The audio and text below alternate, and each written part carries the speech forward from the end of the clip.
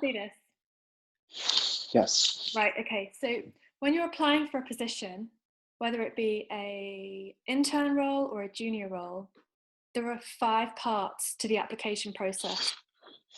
And the ones that I want to run through with you today are the cover letter, your CV, and the portfolio.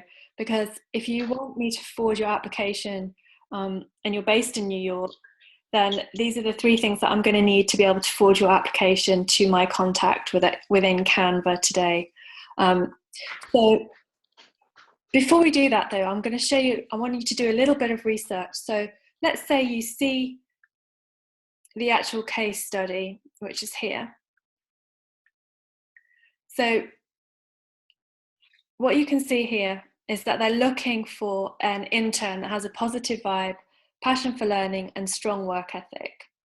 You need to be detailed orientated and understand about UX principles and best practices. If you scroll down to the bottom, you can see it says there's a little bit about Canvas here. Founded in 2010, it's venture-backed SaaS company based in New York. 2 things that stand out to me there are, one, that it's a SaaS company. So if you're familiar with any SaaS products, perhaps you've got maybe a case study, perhaps you've designed some SaaS products, perhaps you know about them already, you know what perhaps drives growth on SaaS products, and how SaaS products can actually, how they work in the marketplace, what the main things are that SaaS products need to actually stay in business, then that's going to be totally in your advantage. So what you're looking for here is bits of work that you might have done that you can connect with, and also, you know, pull out things where you feel like there's some kind of affinity that you can add value to this company's life. Okay, so let's go. The first thing I do when I'm researching a company is I want to know who else works here. That's the first thing. What I want to do is get onto LinkedIn and check out Canva. So here we're going to get onto LinkedIn. This is the first piece of the puzzle. What I've done is I've typed in Canva, Canvas TV. And I want you to do this for every job that you like, every job that you see. I want you to do a good, you know, hour of research before you actually apply. So I want you to follow the company, because every time you open up LinkedIn, you're going to actually see this company's notifications. You're going to be able to see who works there. You're also going to be able to see, hi Ronnie, good to see you. Thanks for joining us.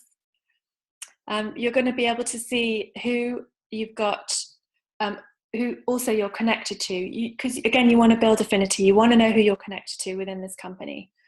So the next step is to see how you're connected to these people.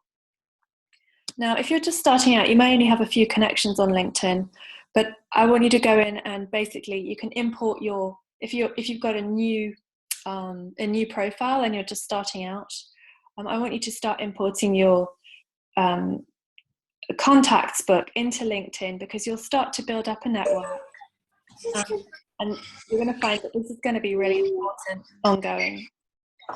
Right, okay, so if you want to use the microphones until perhaps towards the end, because we're going to do half-hour training and then half-hour QA, so that would be awesome. And I'm not going to pick up any background noise. Oh, I can hear some children in the background. Shut up. I'm not sure how to mute you, because I don't want to do anything wrong and then suddenly you disappear. Oh, awesome, thank you. Okay, so what we can see here, I've typed Canva into LinkedIn, the company. Here I can see who works there, and this is really important, because what I'd like you to do is, if you ever see an application like this, the first thing you're going to do is go to LinkedIn and see who works there already, because what I want you to do is reach out to 2 or 3 people who work there, and you would do this in the next couple of days, or on a Monday or Tuesday, and find out what it's like to work there. So you could connect with them. Perhaps you could get somebody who knows somebody who works there already to connect you, and then just shoot them a little email saying, or a little message saying, hey, I saw you had a job advertised on LinkedIn. Could you please give me a few pointers on what it's like to work there? And see what happens. They could get back to you. You could start to build a little bit of a relationship with them, maybe some rapport. But it's always good to have your kind of foot in the door, know a couple of people before you actually apply. Because what you want to do is hand in your application and cover letter to the person that you've been chatting to. Because what sometimes happens is the person who let's say you contacted Melissa Wimberley at Canva, and you shot her an email saying, hey Melissa, what's it like to work there? And she emailed you back and said, oh, you know what, it's actually a really nice place to work, I highly recommend it. Over those few days you can maybe send her a couple more emails telling her that you're interested in applying for a position there. Would she consider forwarding your application to HR? Now, if HR get an application from somebody internally within the company, they're much more likely to put you to the top of the hiring list. And in this case, Melissa may also, if you get hired, she might get a salary bonus for introducing you to the company. So it's always good to go in through what I would call a warm lead, or put your application in through a warm lead. And in my case today, I know somebody who works at Canva. What I wanted to do is actually, if anyone here wants to apply for this, and I'm going to record this and put this on Facebook later as well. If anybody wants to apply to this, as long as they get their application to me by Wednesday, I can forward this application personally to Vicky at Canvas TV. This is really exciting because I get a lot of jobs come my way. So what I'm going to do today is cover exactly what you would need to send to Vicky. All right, so let's have a look. Let's have a look at the next stage in the process, the cover letter. So what does your cover letter need to say? Your cover letter really needs to reflect what they're looking for as far as requirements go and responsibilities. So I would split your cover letter into 3 parts. And what I generally do is I would split it literally into 3 paragraphs, so, or maybe 4. The first paragraph would be an introduction, introducing who you are and what you've done so far. Perhaps you're a student, perhaps you've recently graduated, perhaps you've been working for a SaaS company already, or interning there, or you may have some SaaS experience. This is really important. So the first paragraph should always say, it should be a strong introduction to who you are. The second paragraph I always start it first. The reason why I would like to apply for this job is first, and then go into the reasons about why you want to work there. It could be as simple as, I think you're doing great work, lots of smart people work there, and I feel I would add a great deal of value to the team. Could be as simple as that. Then the second paragraph, you might want to include something about your the work that you've already been doing for any particular companies that you've been working for, or even at university, but it all needs to kind of it all needs to link back to this particular application. So let's say in the second paragraph or the third paragraph, you put something along the lines of, my responsibilities were at, and then you could say something like, I collaborated with the team on improving the user experience for a project we worked on at university, or it could be a new project that we launched. I did work experience, but whatever it is, just make sure that you can actually use some of these words. So if they're using words like collaborating, analyzing, researching, I want you to reflect these words back into your cover letter. It needs to be a reflection of this job description. maybe the third or fourth paragraph might be something along the lines of how strong your knowledge is of Sketch or Photoshop, perhaps how familiar you are with InVision, and then perhaps some prototyping tools. You could mention those. And then if you are familiar with CSS, again, that's a bonus. So we'll break the cover letter down into 3 or 4 paragraphs.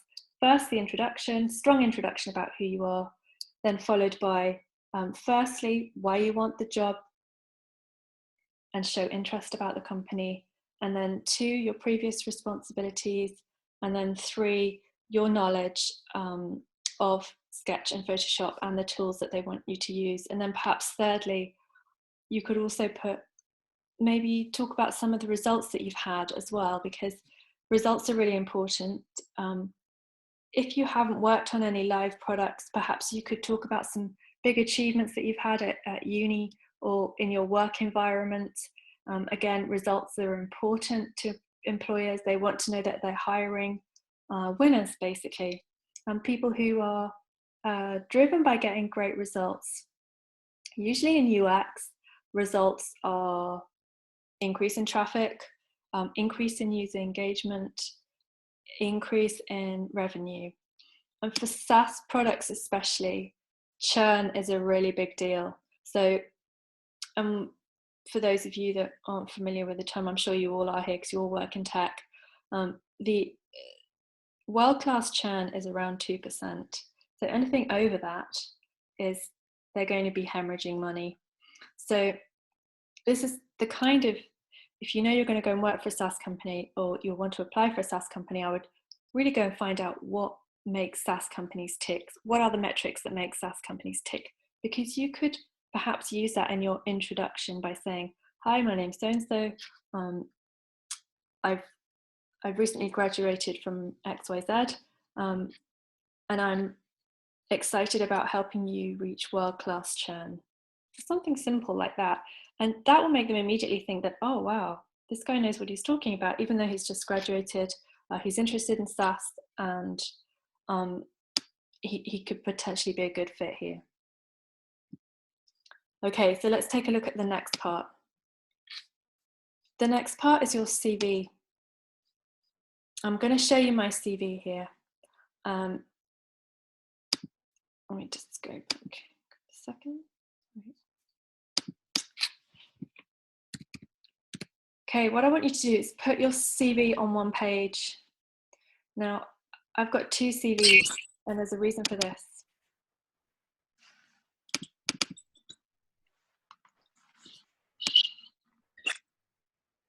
Because I tailor each CV for each job application that I apply for, and I want you to do this as well.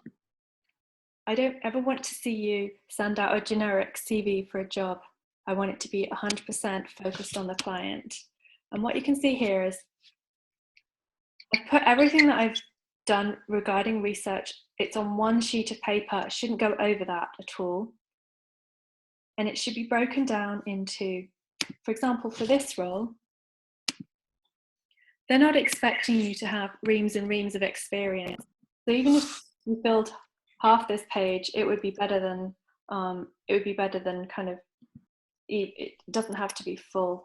But perhaps I've seen some really nice examples of one-page CV on LinkedIn. Actually, one was Melissa Mayer's one-page visual CV. That was a very nice. If you want to Google that, if you just Google Melissa Mayer's CV, that's a very nice example. It's nicely laid out. It doesn't have to be fancy, but if you haven't got a lot of information to put in it, hers is a really nice example of how you can lay it out. This is quite detailed because I've got a lot of research experience, but basically what you do, you put the exact dates where you worked, you put the exact amount of time you worked for that particular place, and you also put the exact and also bullet point achievements, and they go in first. So always put your achievements first and then lead into what you did. You can see I've broken this down. So I've worked in financial technology, digital publishing, and e-commerce. I haven't worked on any SaaS product, so not that that matters necessarily, because UX is a process, so you can apply that process to any particular industry within technology. But it might help to either have some kind of interest in SaaS products or rock SaaS knowledge on your CV. Right at the end, I put a little bit of additional information. So if you've won any awards, either at a university or at work, any highlights you can put in there will go down really well. And then education, wherever it was you studied, kind of goes right at the bottom. Obviously you need your name at the top. And then what I want you to do, if you're applying for this job, now I know as a user experience designer, and if you're, properly trained, then you're not going to be applying for UI jobs initially.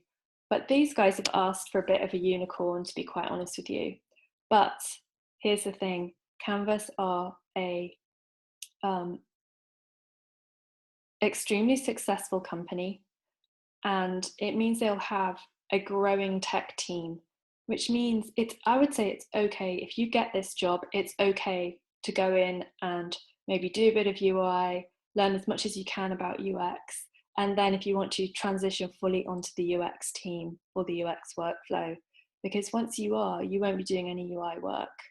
So I think this is a really good way in to join what looks like a really great company. So you kind of have to weigh up the pros and cons about doing UI work.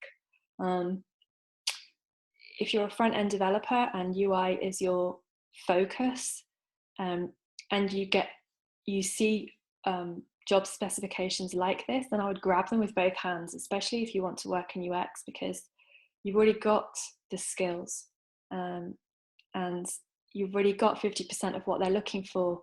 So all you have to really do is show some interest and perhaps a couple of case studies about how you improve the usability of a website to really probably stand out amongst many candidates that will be applying for this that don't have any UI experience. Okay, so let's have a look at, where were we? So let me see. Oh yeah, CV. Okay, yeah, so make sure everything's on one page. I want you to use the words in your CV that they're using here. I want to see the words. I want to see collaborating, analyzing, researching, helping in creating user interface specifications. You could cut and paste these words out and actually put them in your CV. You could cut and paste these sentences out and put them in your CV for this particular job application. But once you've done that, then I want you to go in and customize them for your particular strengths or particular work that you've worked on. On your CV, you absolutely have to put for this job that you have strong knowledge of Sketch, Photoshop, and Illustrator. Make sure that's included. Also that you're familiar with InVision.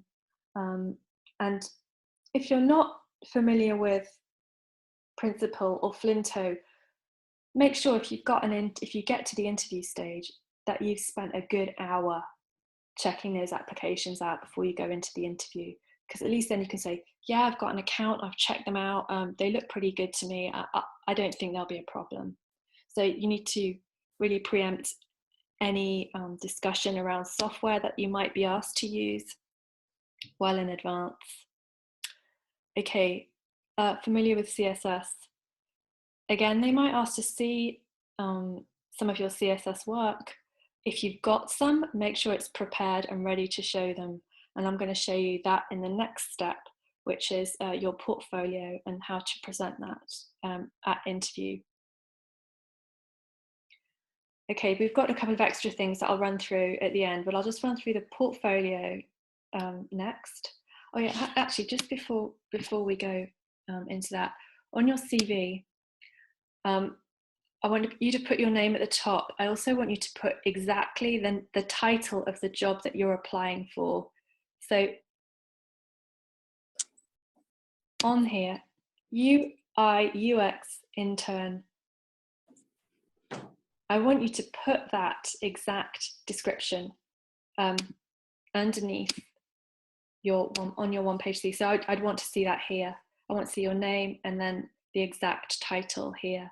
I wouldn't apply for this role or any other role without putting the exact title underneath your name, the role that you're applying for. Because otherwise, if I applied for that, if I applied for that intern, oh, I got some background noise going on here. Hi, if you've just joined, could you put your microphone on mute? That would be awesome. Thank you. We've got. There we go. Can you still hear me? Can everyone still hear me? Okay, awesome. All right, yeah, we're saving questions to the end. So I've got another 10 minutes of training and then, well, I'll open the floor to questions. Okay, so where are we up to? Next, portfolio. Okay, so let's see what the requirements are for this job. Portfolio. Okay, she wants your resume and portfolio on a PDF or Keynote's fine, so that's great. If you have a website, that's brilliant. But what I want you to do, I want you to go a step further because you want to really impress her. So you can put your general work on your website, that's fine. You can put it into Keynote, that's fine, whatever you want to do. But I just want to show you a brief framework that I use, which is called the STAR framework. Okay, you're gonna have to bear with me a second.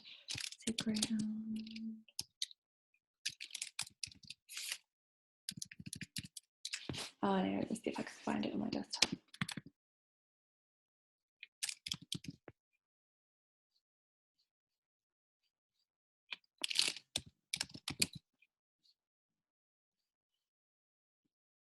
Okay, one second.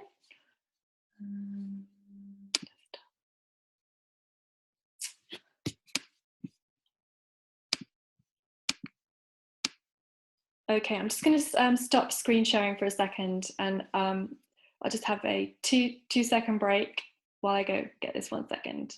Okay, stop sharing.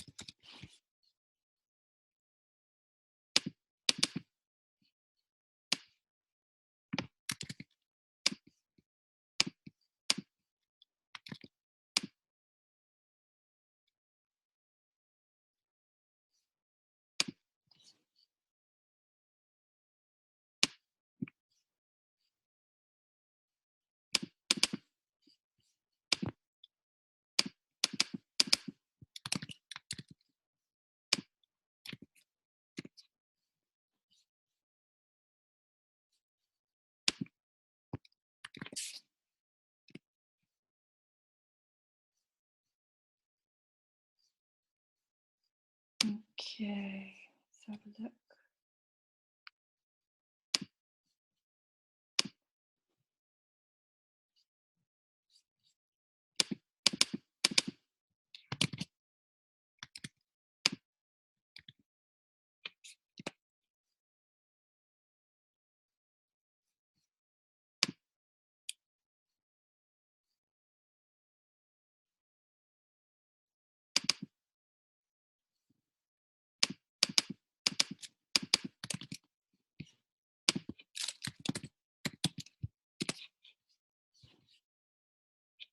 Okay, sorry about this. Okay, I've got it. 1 second. Right. Okay, let me just go back to sharing.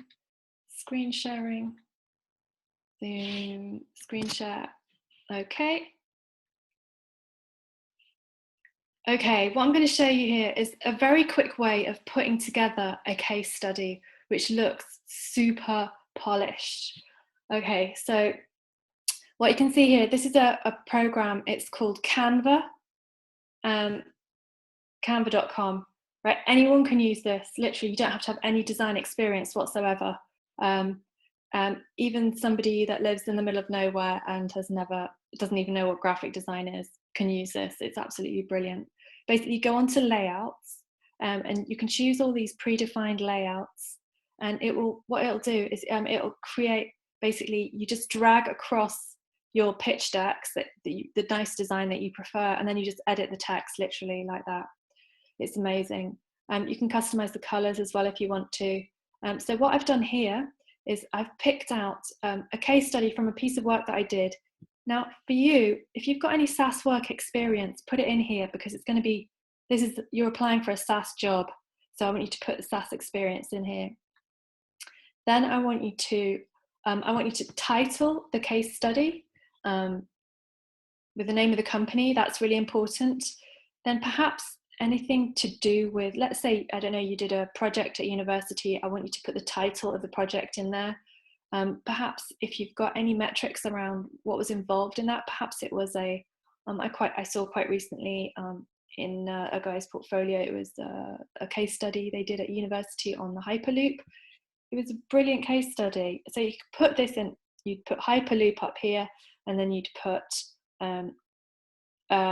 service design case study for Hyperloop San Francisco or something like that. Okay, this is the STAR framework that I want to show you today. Can you all see this okay? Yeah, okay, excellent. Right, this is the STAR framework. I'm going to show you a little bit about it. Basically, S is for the start, so that's an introduction to the case study. Then you've got, so I would do one page for each one of these parts of the framework. So I'll do one page for the start, one page for the tasks, one page for the activities that you worked on, and then one page for the results.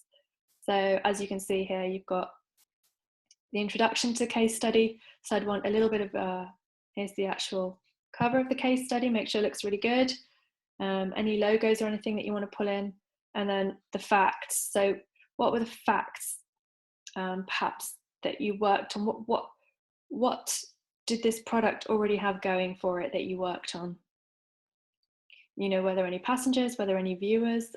Is there any information that you can get hold of which looks impressive that you can include in this? Then I want you to do an overview of exactly what you did and who the team were, because it's great that if you've got experience, but if you've got experience of working with a team, that's even better. So I want you to be very clear about what you include here. So it's got to be your role, the brief, the tools that you used, and I would basically reflect the tools that they're asking for in this application form. So they're asking for Sketch, Photoshop, and Illustrator. So I want you to go and include that here.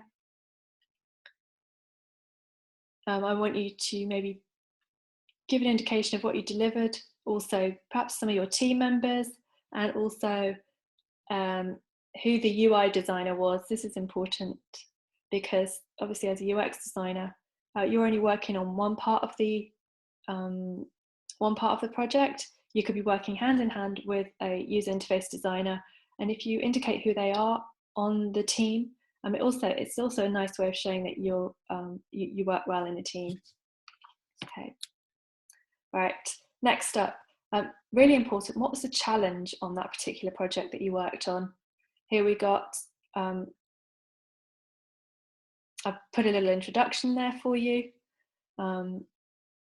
This is really important because when you go to, if you get invited to an interview, let's say at Canvas, and you go in there and you know already what their business challenges are because you've perhaps spoken to or made friends with somebody who already worked there, so you've got an idea. Obviously, a lot of this stuff might be bound by confidentiality, so you can't find it initially, but perhaps you could go onto their website, the Canva website, have a look at some of their case studies, you know, who they work with, who their clients are,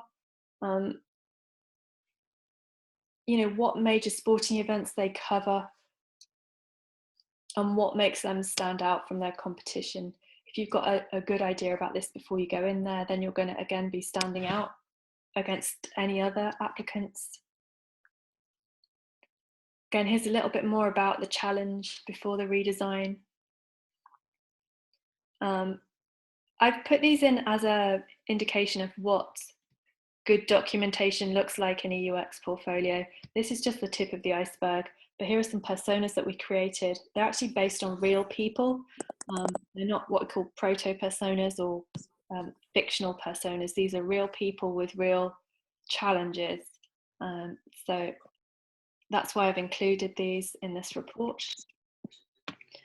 Also, what you can see here are, this is an example of what I call a real persona, attitudinal persona.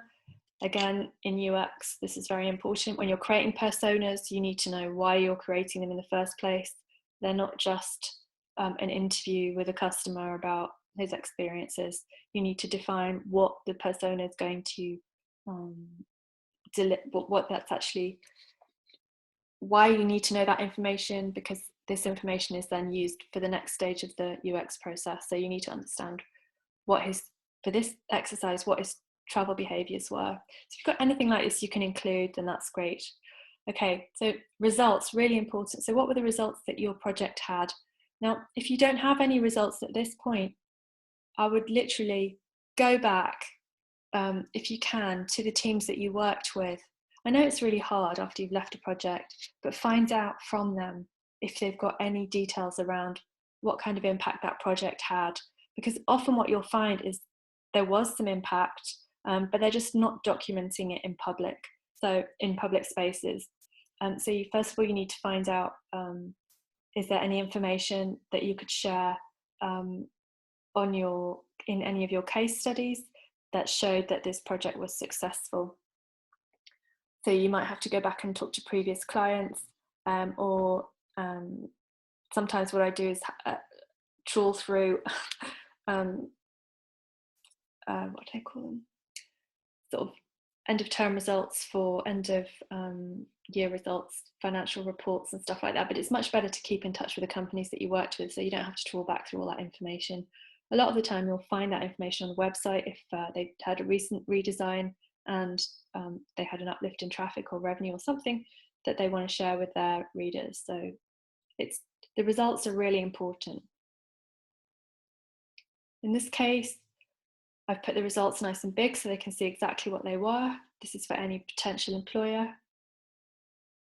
We also won an award, so this looks great, especially if you're applying for a role within, especially if you're applying for a internship role. So if you've been part of any teams that have won any awards, whether that's at university or any projects that you've worked on, really accentuate those because they're really important.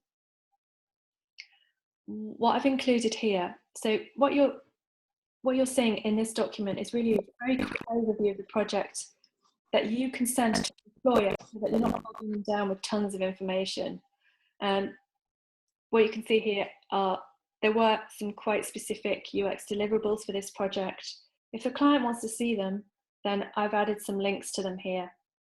And they can go, if they want to take a deep dive into the documentation, then they can, but to be honest with you, hardly any of them do, because once they've seen this quick snapshot of exactly what the project involved, they can see that there's a good flow through the documentation. Everything that they'd want to see is there, including an overview, challenges and results. And to be honest with you, this is enough. So I want to see you doing your case studies from now on in a really nice format like this. And thank God for Canva, because they make it really easy. It's even easier than Keynote. But if you're a whiz on Keynote, then use Keynote. Okay, so the very final thing of this is answer these two questions. What websites do you think have great experience and why do you think so? And then if you could improve the sites, what would you do and why? So what I would do is I would include this in your cover letter. So perhaps weave it into the cover letter naturally so that you can, so it kind of makes it feel quite personal as they're reading it. Or perhaps if you want to keep it completely separate, you could actually do a really nice Canva presentation on the websites that you think have great experiences, and the reasons why. And perhaps you could put a really nice cover on this for Canva. It's a bit, actually, we've got Canva TV and Canva. It's a bit confusing, isn't it? Because these guys are called Canvas. Okay, it's a bit confusing.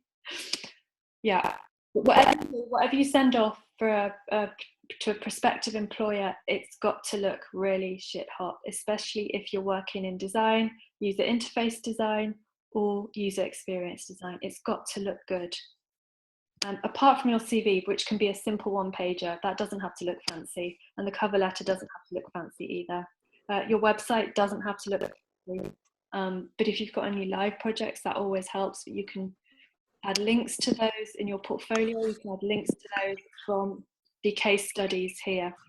Okay, so what I'm going to do is, I know a lot of you are on the Persuasive Portfolio Rockstars Facebook group.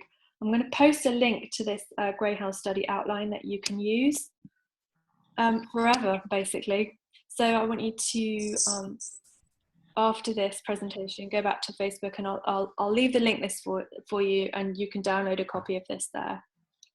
Okay, so I'm going to stop sharing, and I'm going to hand questions over to the floor. So who's first up? Who's got questions I'd like to ask? Anybody?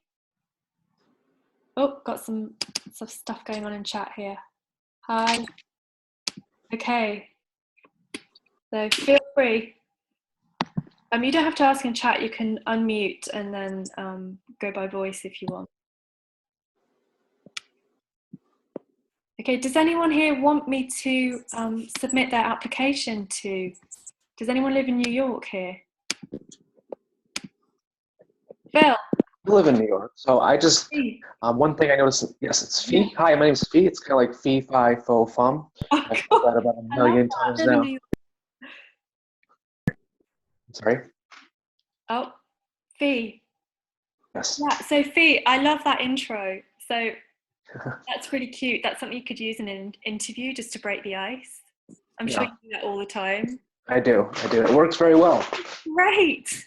Yeah. Okay. Yeah, what are your questions today? Help me understand the leniency that Vicky might offer just because of the positioning of a candidate. Yeah. For example, one of my goals is to be a product manager, and in product management, you have to have a little bit of design chops. Yeah. My design chops are nowhere near the requirements of the application. But what does Vicky think as far as an unpaid or a stipend gig? Okay, so if attached with a compelling cover letter and such. Okay. How badly do you want this job? I'm not really. I can go without it. You can go without it. If it's like an internship type of deal, that would be fun to do, but it's not necessarily like tier 1 kind of company. Okay, that's interesting. I'm glad you've got your tier 1, tier 2s, and tier 3 sorted out. I would say if you want this job and you're going in to get it, I would not mention anything about project management at this point or product design. I would wholly focus on your UI UX experience and what you can do for them and why you're a good fit for this job. So for example, you're a great collaborator, you love the work that they're already doing, you like the team, you want to work with smart people, and you know you can do a great job. So but if you're looking for a paid project manager's job, then I would totally rock the fact that you're looking for a paid internship with as a product manager, product designer. But that wouldn't be this job.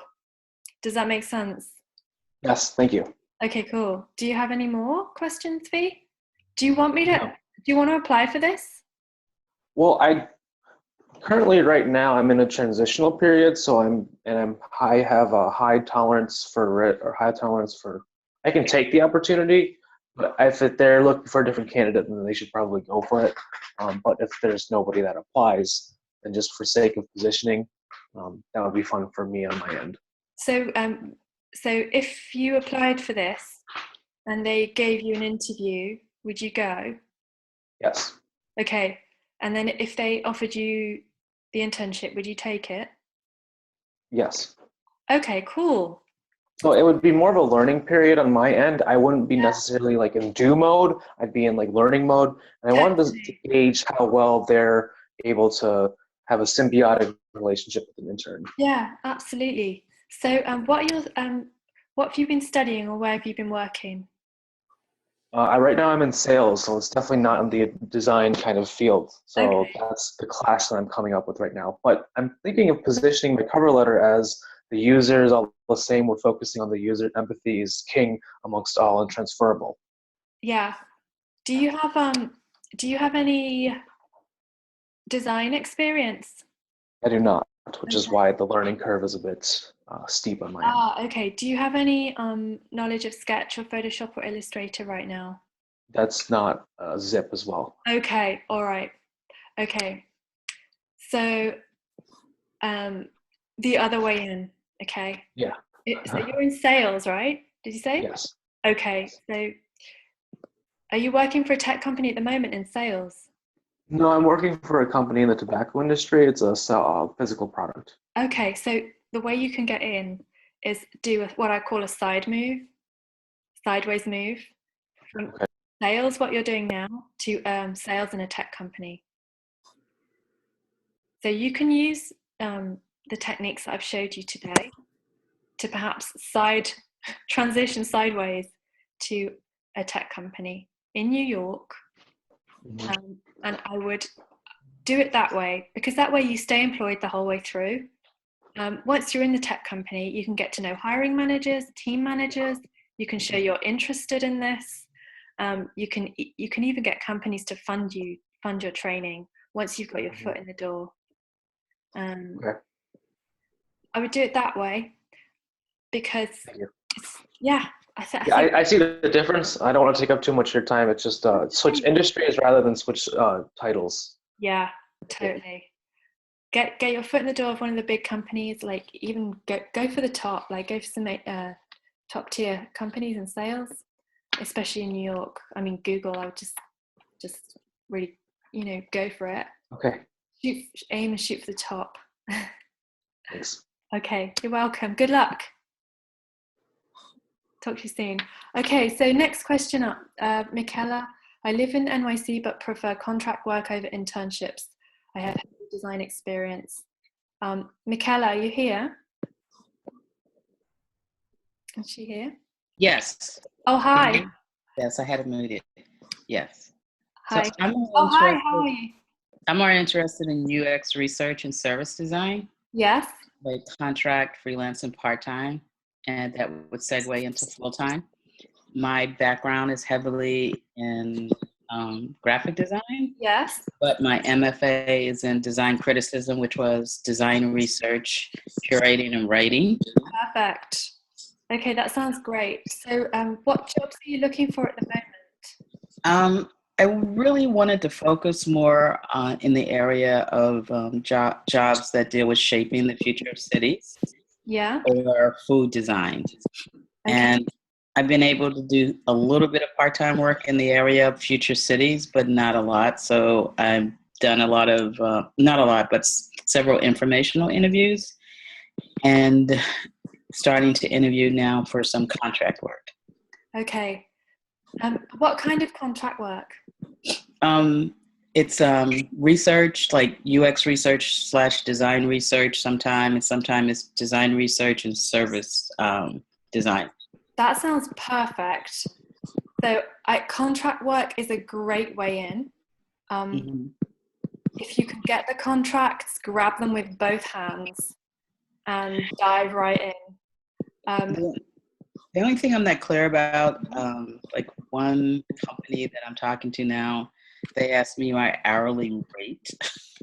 And I know what I'm worth like as a designer hourly. Okay, what was the job title?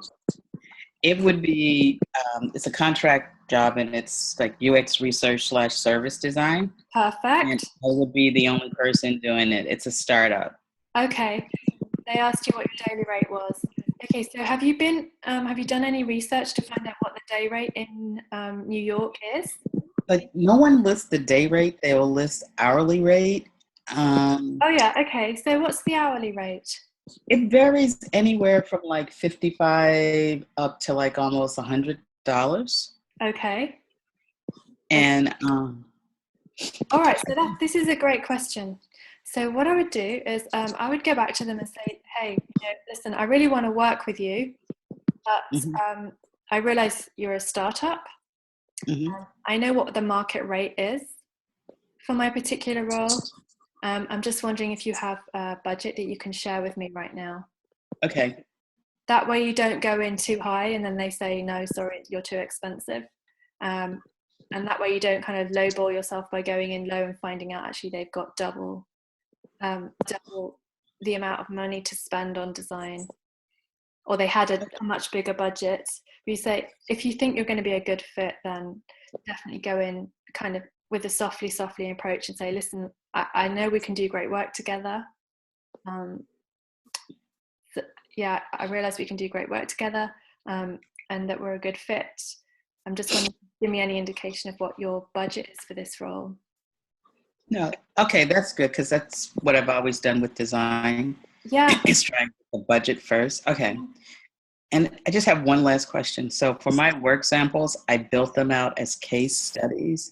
Great. I tried to keep the case studies really short rather than long, because I find that people don't want to read long case studies anymore. And I included like visual examples, whether they're storyboards, personas, or journey maps, or just to show some process and method. Is that acceptable for showing works samples for jobs like that? Yeah, definitely. So I would limit it to 3. So Great. three strong case studies focused on Mm-hmm. the job that you're going to apply for, Okay. on what the client's needs are. So I would be ruthless about what not to include. So if you're applying for service design job, I would I would include 3 strong service design projects that you've worked on. Okay. And use the STAR framework to build out your case studies. Does that help you? Yeah, no, that's perfect. Okay. So, Michaela, I'm really dying to hear how you get on. Will you let me know? I will. Thank you. Yeah. Okay, Thanks. great. Thanks. Okay, so next up we have from Kerry's iPhone. Kerry, I live in NYC, currently in medical sales, background in SEO, education and design. If I can manage 3 to 4 case studies in a portfolio, any reason I can't transition to junior UX designer? Okay, Kerry, are you here? I think so. Can you hear me? Yes. Hi there. Oh, good. Hi. Great. Okay. So you live in your medical sales, and yeah. So, did you see the case study framework that I just showed that I ran through before? You know what? I'm actually in a hospital at my mom's bed, and I'm trying to participate. I think I came in a little. Don't worry. I've seen the case study. Okay, that's great. I'm linking to a download in the Facebook group where you can download the framework, and I'm also making a recording of this so that you guys can watch it at a later date if you have to leave or at any point. So if you follow the framework, just looking, medical sales, background in SEO, education, design and marketing. Yeah.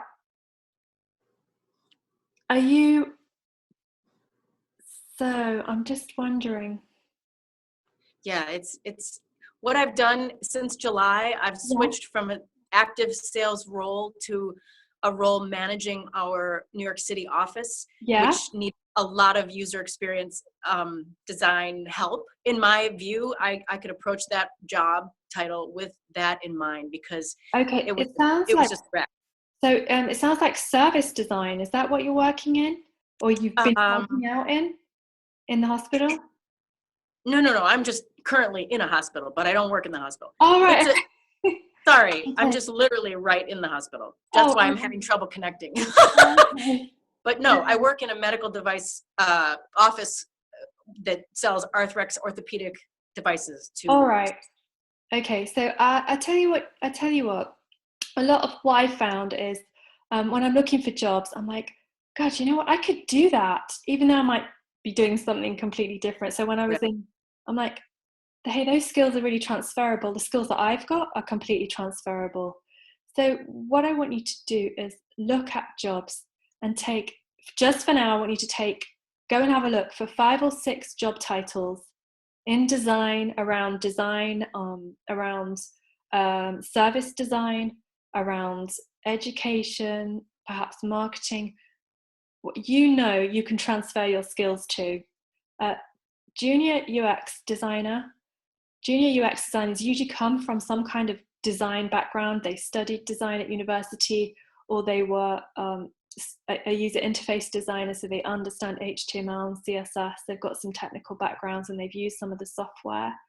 I have that. It's just not in a formal position. I've been taking courses in CSS and HTML and design. Brilliant. I just never have any job title that says that, but I know that stuff. All right, excellent. So best thing to do over the next week or so is you could apply for this job if you wanted to, if you want me to forward your application. I would love to. All right, okay. So I'm going to make a recording of this. I want you to go back through it and get your deets to me by Wednesday. Okay. And that goes for anyone else here that wants me to forward their application. But I want you to go back through this recording with a fine-tooth comb, and really, I want to see a really great cover letter, CV, and 3 case studies and some portfolio. She's a liar. Okay, so we've got 5 minutes left. Does anyone else have any more questions? Thanks, Kerry. Okay, we've got 5 minutes left. Does anyone have any questions? No, well done. All right. So thanks for joining me today. I'm so excited to meet you all. This is why I love doing these sessions. I just want to see people's faces and connect with them and talk to them. So I'll post those links, like I said, in the Facebook group. And anyone that wants to apply for this, they can get their details to me, or get the details to me by Wednesday. I will forward them for you. Okay? Yeah. All right, great. Thanks very much. Actually, you're on the listener. Talk soon. Bye. Bye. Thank you very much. Bye. Cheers. Take care. Cheers. Oh my gosh. Bye.